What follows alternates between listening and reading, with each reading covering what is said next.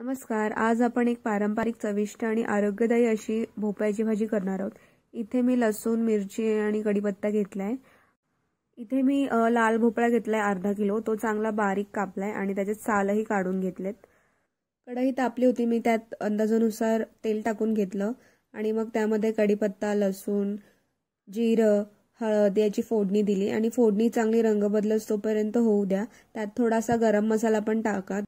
त्यानंतर आपण भोपळ्याचे काप घालूया आणि ते चांगले एकजीव करून घेऊया.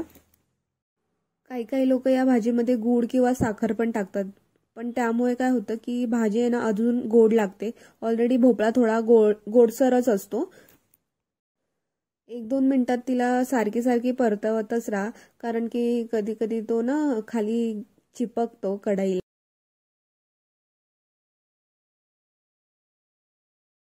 लो फ्लेमवर शिजू द्या त्याला. चवीनुसार त्यात मीठ घाला. परत एकदा परतवा, चांगला एकजीव होऊ द्या. साधारणतः 8 ते 10 मिनिटात भोपळा शिजतो, त्याला जास्त वेळ नाही लागत. जर तुम्ही त्यावर झाकण ठेवलं ना तर त्याला पाणी सुटतं आणि तो अजून जास्त मऊसर होतो. आणि ही भाजी तुम्ही पोळी, भाकरी किंवा वरण भातासोबत खाऊ शकता. झटपट होणारी रेसिपी आहे ही.